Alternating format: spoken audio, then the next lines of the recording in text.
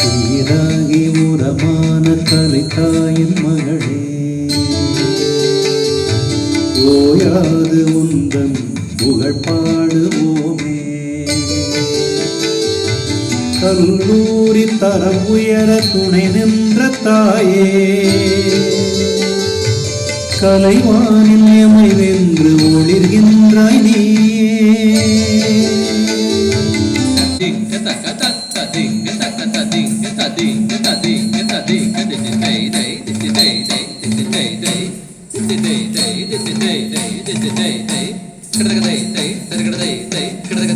உன் இழப்பில் இதயம் கனக்குதம்மா, சரணம் உன் பாதம் சரணம் அம்மா. உன் இழப்பில் இதயம் கனக்குதம்மா, சரணம் உன் பாதம் சரணம் அம்மா.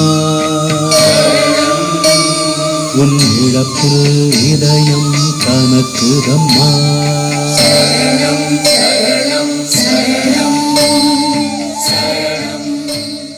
இதயத்தோடு இங்கே கூடி வந்திருக்கின்றோம்.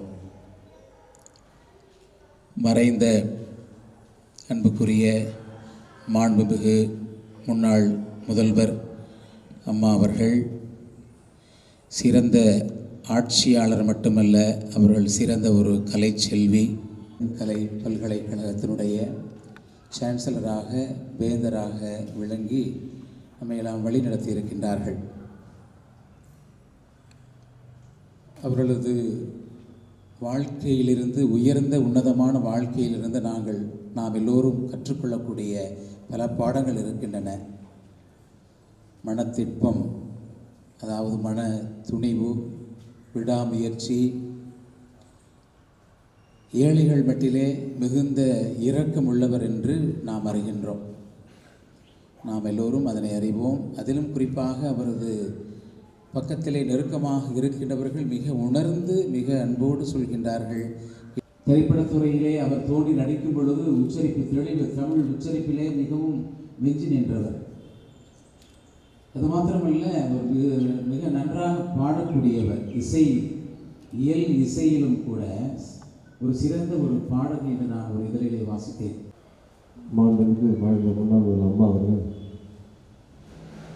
ஒவ்வொரு தனிப்பட்ட ஒருவரோட வாழ்க்கையிலையும் அவங்களால பலனடைஞ்சவங்க, அவங்க செஞ்ச உதவி, அவங்க மரணத்தில் தான் அவங்களுக்கு எவ்வளோ பெரிய செல்வாக்கு இருக்குன்றத அவங்கள ஏற்றுக்கொள்ளாத எதிரிகள் கூட உணர்ந்து கொண்டு தரணும். சுமார் 25 ஆண்டு காலமாக ஒரு கட்சியோட தொண்டர்ன்ற முறையில்